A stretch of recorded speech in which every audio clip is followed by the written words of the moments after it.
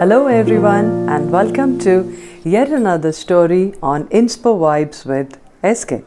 Thank you so much for all your love, likes, shares and comments. It really keeps me going. So today's story is about Radhika. Radhika? Well, do you remember a video I shared a couple of weeks ago on Raghu and the invisible four people in his life who dominated anything and everything that he did? Yeah, so today Radhika is his better half, his wife. You will not believe what happened. A couple of days ago, I got a call from this lady and she says, "Hey SK, you talked about Raghu, but your video is incomplete till you talk about me and my story as well." And I said, "Yeah, but who are you?" So she said, "I'm Radhika and I'm Raghu's wife." And I was so amazed, okay, and interested as well. So we fixed up a time, decided to catch up on a call. And that call, supposed to be for about half an hour, was 1.5 hours long. And today, I want to share Radhika's story. So Radhika, this is for you. So Radhika was a young, enthusiastic, intelligent, academically brilliant student. Having finished her engineering, got into her first job, all starry-eyed with dreams, ambitions of making it big and doing a lot, and a die-hard romantic at heart. Always dreaming of having a husband who would be extremely romantic, would always bring that adventure, excitement and that zing or the X factor that we call to life. And here she was, arranged marriage with Raghu. Her parents didn't really give her a choice or even asked her if she was okay with it. And being from a normal middle class family, she went along trusting her parents' judgment. The first 1 year of marriage was the way she had dreamt it to be. Very adventurous, very exciting, extremely romantic. And just after marriage, they went off on a 1-month road trip. And she said, wow, life couldn't be better. She couldn't have asked for something more. Very nice. After the first year, they had their first baby. Oh man, life turned topsy-turvy with so much to do. Always the to-do list never seemed to end, and total change in the way they lived their life. More regulated, everything circled around the baby and the baby's needs. Radhika, always the giver, always wanting to excel at whatever she did, took on this new role very happily, put all her needs and all her plans to one side and jumped into this newfound role of motherhood.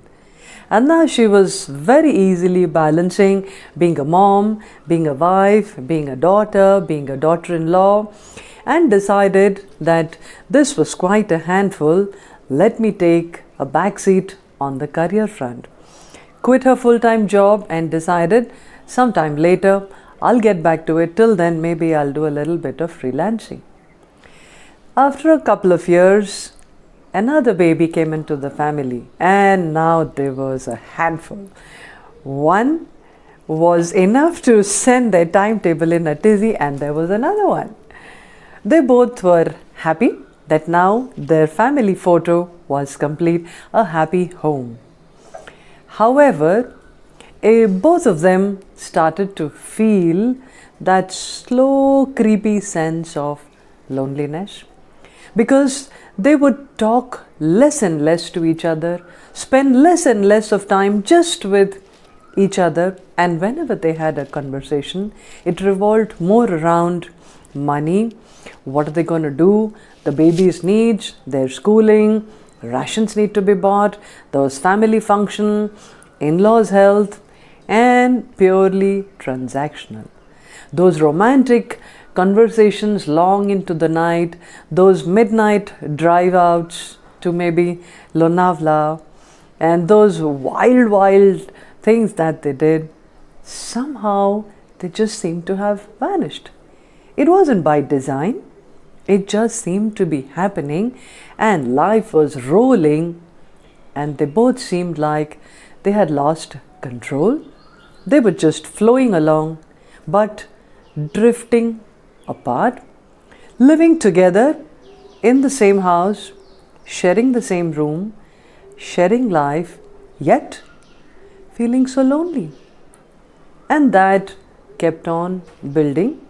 Both of them didn't really have time to dwell on it. Years passed by. Radhika was so busy in trying to do the best in all the hats that she was wearing that she drifted away from her social circle, lost touch with most of her friends. Well, where was the time? There was so much to do that there wasn't even time to catch up on her sleep. If one was going to school, the other one was ready for toilet. If one's toilet was done, the other one was ready for food, and so on. And Radhika, being Radhika, always the giver, always wanting to do the best in whatever she did, happily took up all the demands on her time and put her needs on the back burner.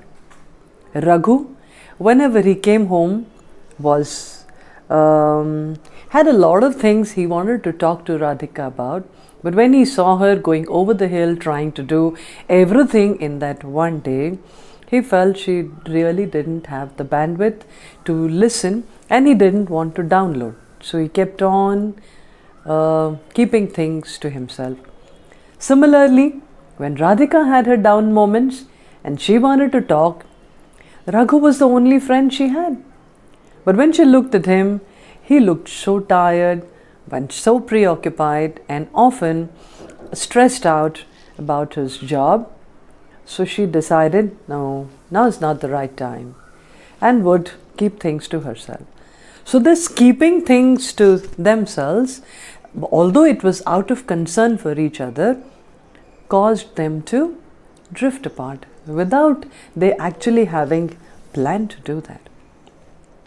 So one day when both the kids were at school, Radhika was just browsing YouTube, found one motivational speech, and in that the speaker asked a question to the audience: figure out, who am I? And that question really somehow hit her. She felt that the speaker was asking her directly, who am I? So over the next couple of days, Radhika kept on mulling over this question. Who am I? I'm an engineer. I had a good career. Oh, I come from so-and-so family. Hey, but that's her biodata. She was born into that. She educated like that. But that's not who am I. Okay, I'm a mother of two. I'm a wife of a wonderful person. I'm a good daughter-in-law. I'm a very nice daughter. Hey, but those again are the various hats that she wears, the various roles that she's got to play. Are these who really Radhika is? And then she realized that the Radhika that was ambitious, had the fire, wanted to do so many things in life, was somewhere lost. Lost not by design, but it just happened because they let things happen. Other responsibilities, other hats that they wore took priority over the one hat that they needed to also keep wearing, was who am I? And that night when it was Raghu's 40th birthday and he didn't come home, that was, I think, the time when something inside Radhika also opened up, and she realized where they were going wrong. Similarly, while Raghu was partying with his friends, he realized too where they went wrong and decided, we're going to have a conversation when I get home. So the next day, after his birthday, he took Radhika out for a long drive, and they spent the whole day together talking. And when they came back, they agreed on a few things. No matter what, no matter how busy they were, every week they would go out one evening like a couple, like a boyfriend and girlfriend, on a date and spend time only with each other. And no matter how busy the schedule, each one would do something so that the other person could carve out some me time, if not daily, at least once in 2-3 days, or at least once a week, in trying to do some things that made them happy as an individual. There was no rule book in the guidelines of marriage which says a husband and wife cannot be a boyfriend and girlfriend. Why did they allow themselves to be so typecasted into that photograph of being a typical husband and wife? When was it agreed, and whoever said so, that a husband and wife cannot be lovers? That a husband and wife cannot be having an adventurous, exciting life? Well, they had just looked around them, to their parents, to their relatives, seen and very comfortably got into these stereotypical roles of husband and wife. And what happened? In the process, they both lost out on being each other's companion, on being each other's best friend, on respecting each other's me time, and trying to support each other in following their dreams. Because when you follow those passions in you, you follow those dreams in you, you find time to connect to your inner self. That is the time you find the happiness coming from within. And when that happiness comes from within, you're able to spread the happiness to the people around you. And that is what, my friends, is the story of Radhika, and how Raghu and Radhika found each other, found their bestest friend, their romantic lover, and now have changed a new chapter in their life. And when I saw them on a video call, believe me, the aura that was emanating from them individually and as a couple was so beautiful, so positive, so full of love, and so full of life. So here's a salute to you, Raghu and Radhika, for figuring out the missing zing, for having the desire to figure out the missing zing in your lives and making things happen the way you dreamt them to be. So with that, I end today's story. If it resonates somewhere with you, maybe you're a Raghu or a Radhika, I hope I have made some meaning and showed you some direction. If yes, don't forget to like, to share, and if not already done, don't forget to click on the bell icon and subscribe to my channel. With that, I sign off. Take care, be safe, keep watching Inspo Vibes with SK, and I'll see you guys next Wednesday with yet another story. Adios, bye bye.